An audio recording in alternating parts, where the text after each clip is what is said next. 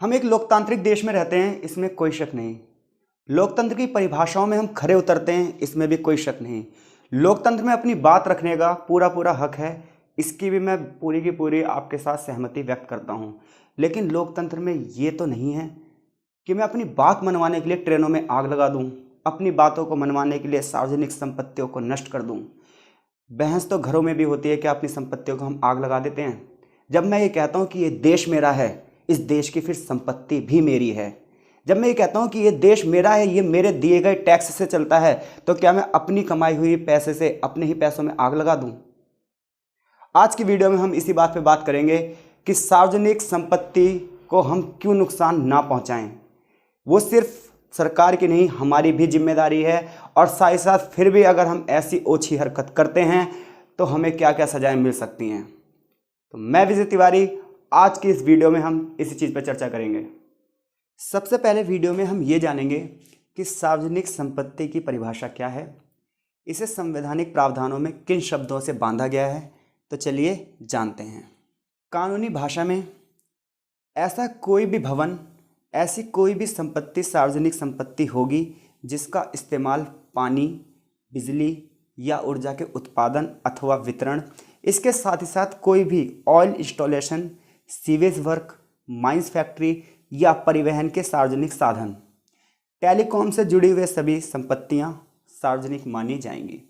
इसी परिभाषा को और सरल शब्दों में जानते हैं।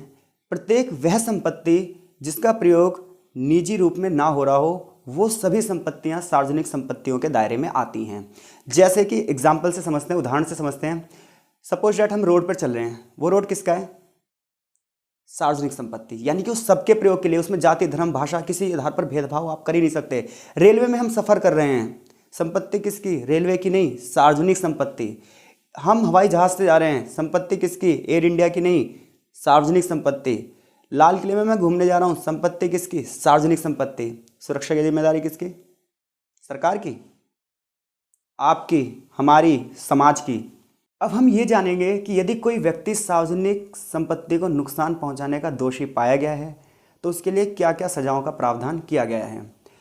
तो इसके लिए लोक संपत्ति यानी कि सार्वजनिक संपत्ति नुकसान निवारण अधिनियम 1984 बनाया गया है।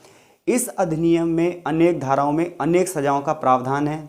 जैसे कि यदि आप सार्वजनिक संपत्ति को नुकसान पहुंचाने के दोषी पाए गए हैं तो आपको न्यूनतम सज़ा 6 माह की भी हो सकती है और ये सज़ा 1 साल की भी हो सकती है। साथ ही साथ जुर्माने के साथ ये अधिकतम 5 साल की भी हो सकती है।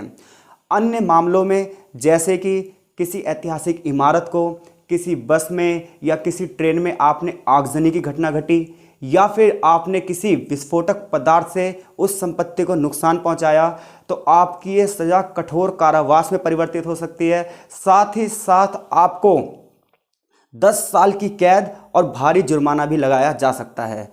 इसके अलावा यदि आप छात्र हैं, आप सरकारी नौकरियों की तैयारी में लगे हुए हैं और आपका भी सपना लाखों युवाओं की तरह सरकारी नौकरी को प्राप्त करना है, तो आप इस प्रकार की घटनाएं को घटित करने में अपनी भूमिका अदा कर रहे हैं तो आप सरकारी नौकरी नहीं ले सकते।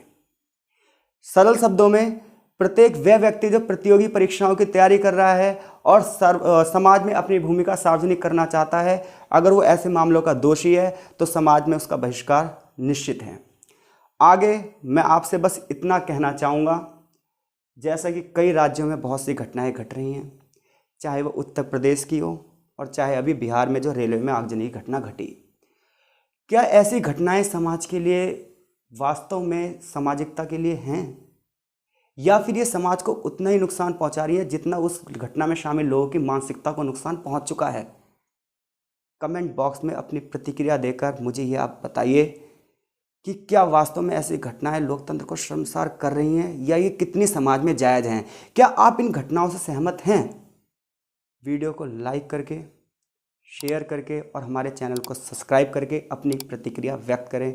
आपका बहुत बहुत धन्यवाद।